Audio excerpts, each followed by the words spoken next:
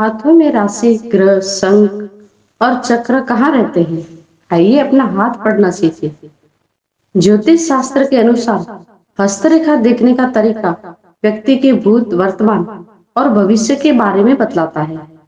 भारत ही नहीं, अन्य देशों में भी पामेश्वरी का प्रचलन काफी ज्यादा है।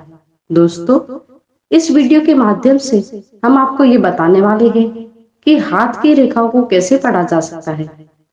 दोस्तों, इससे पहले आप हमारे चैनल पर नए आए हो तो सब्सक्राइब जरूर कर देना, साथ में बेल आइकन भी प्रेस कर देना ताकि आपको ऐसे ही रोचक जानकारी नोटिफिकेशन मिलती रहे। चलिए शुरू करते हैं। हस्तरेखा की मदद से भविष्य देखने के लिए आपको सबसे पहले अंगुलियों, अंगूठे और उसके हथेली की बनावट को देखना चाहिए। फिर बायां हाथ देखें और उसके बाद दायां हाथ।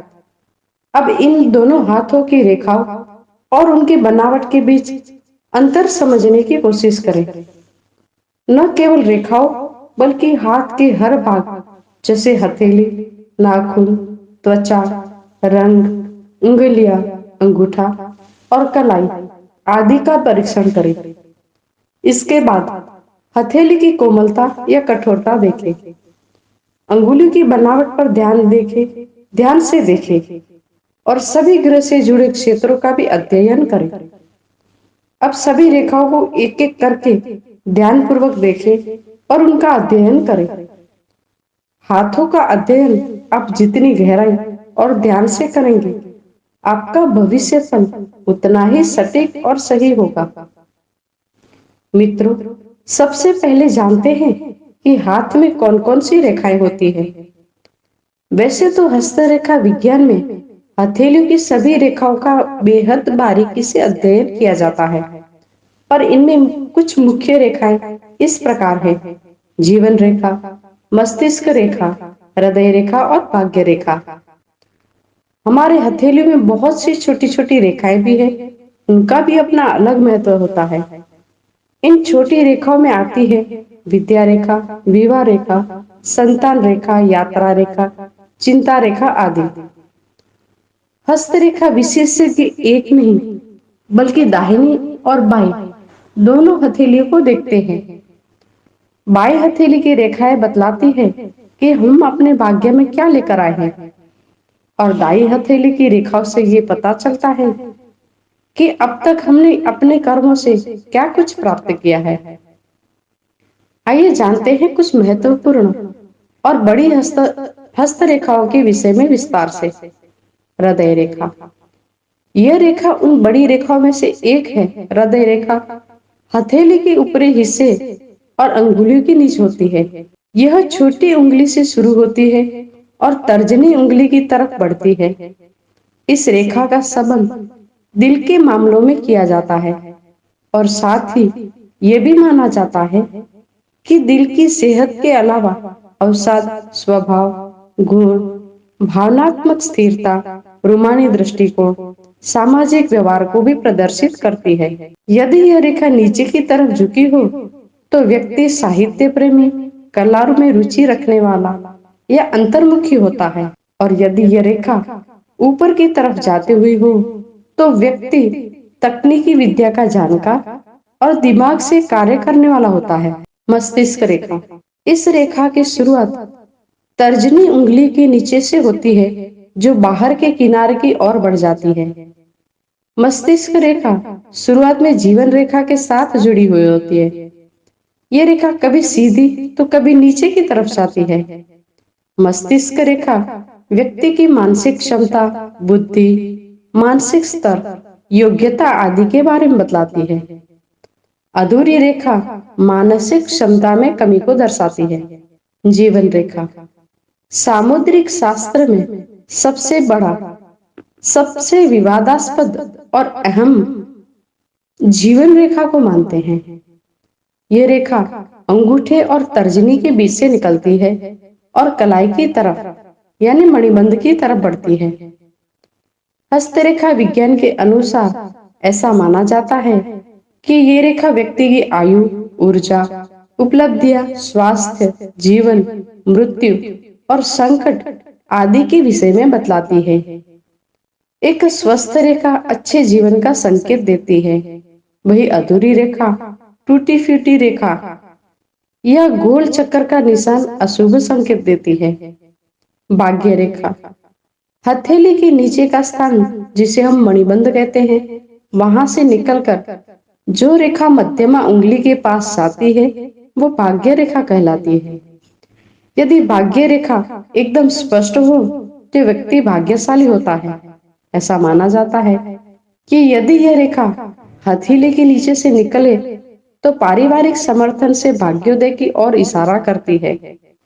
लेकिन यदि ये रेखा चंद्र क्षेत्र से निकले तो ऐसे लोग दूसरों की मदद और प्रोत्साहन से आगे बढ़ने वाले होते हैं। विद्या रेखा, हथेली में विद्या रेखा की शुरुआत अनामिका और मध्यमा उंगली के बीच से होती है। यह रेखा अनामिका उंगली की तरफ झुकी हुई होती है। ऐसा माना जाता है कि जिन लोगों के हाथों में यह रेखा होती है वे गरीब से गरीब घर में भी जन्म लेकर अच्छी शिक्षा प्राप्त करते हैं। जिन लोगों के हाथ में विद्या रेखा होती है वे बुद्धिमान और ज्ञानवान होते हैं और अपनी बुद्धि के बल पर सफलता प्राप्त करते हैं। यदि किसी व्यक्ति हथेली में रेखा पर क्रॉस का निशान हो, इसका मतलब व्यक्ति पढ़ाई में अच्छा नहीं होता और निरंतर फेल होता है। विवाह रेखा, विवाह रेखा छोटी उंगली यानी लिटिल फिंगर के नीचे वाले हिस्से में होती है। ऐसा माना जाता है कि हाथ में जितनी विवाह रेखाओं की संख्या होती है उस व्यक्ति उतने ही ज्यादा प्रेम प्रसंग होते हैं। यदि ये रेखा टूटी या फिर कटी हुई हो तो विवाह में मतभेद भी की संभावना होती है।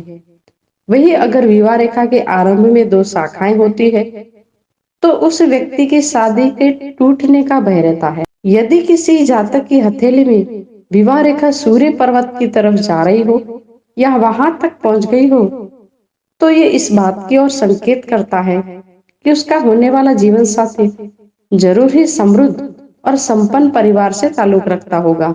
दोनों हाथों में विवाह रेखा एक जैसी हो तो इस तरह के लोगों का वैवाहिक जीवन खुशहाल होता है। अर्थात ऐसे लोगों का अपने जीवन साथी के साथ सामंजस्य बना रहता है। यात्रा रेखा, यात्रा रेखा हमारी हथेली में तीन स्थानों पर पाई जाती है।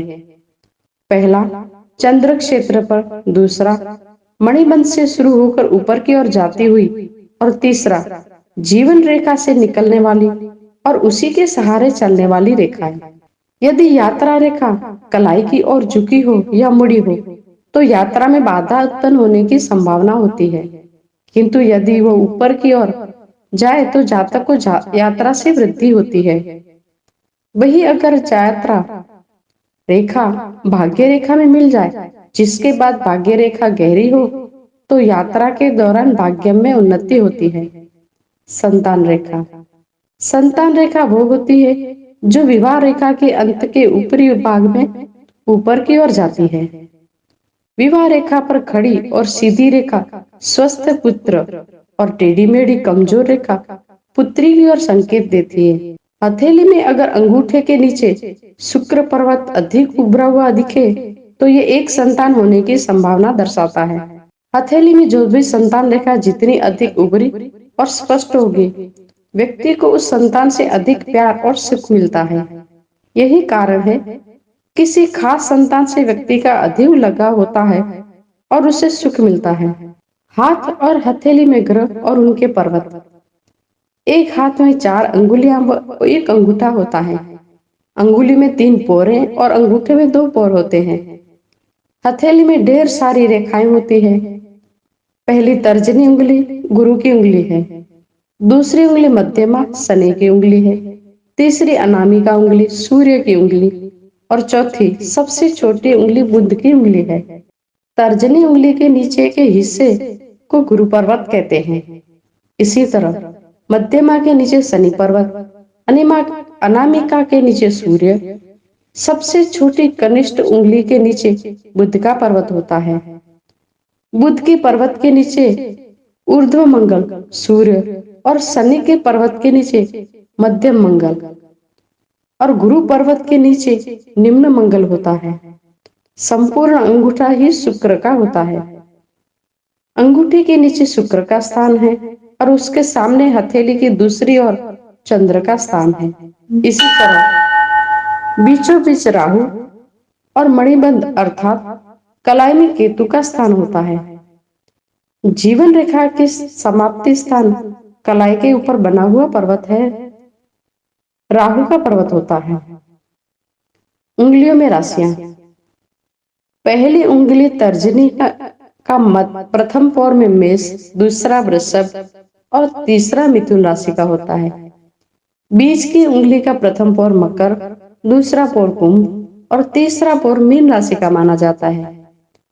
तीसरी उंगली अनामिका में प्रथम पौर कर्क, दूसरा पौर सिंह और तीसरा पौर कन्या राशि का होता है।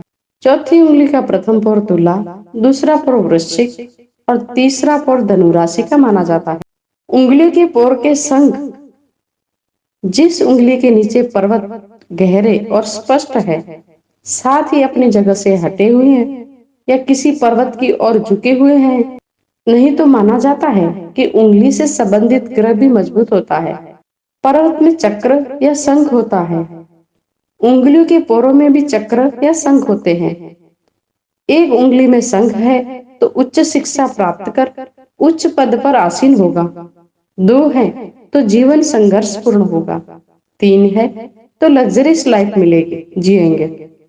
चार है तो राजयोग या अपार धनयुग समझे और पांच है तो अत्यंत प्रतिभावान, ख्याति प्राप्त होगा और समाज को बदलने वाला होगा।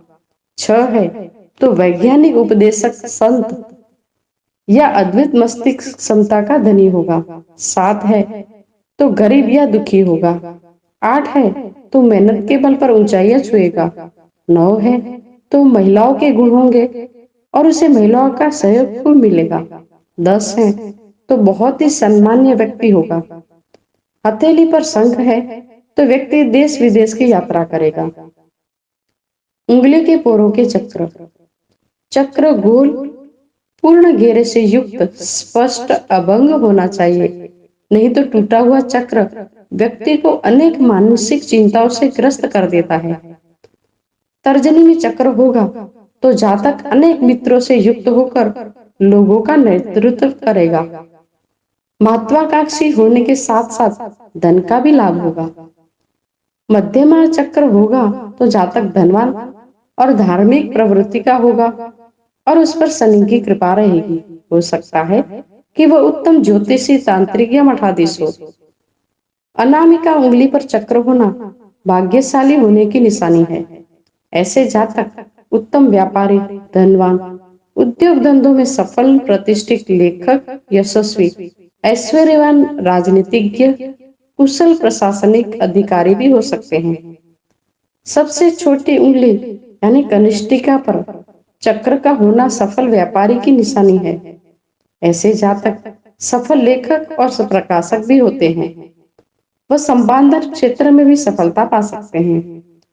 यदि अंगूठे के पोरे पर चक्र बना है तो जातक जीवन में कई उपलब्धियां प्राप्त करता है।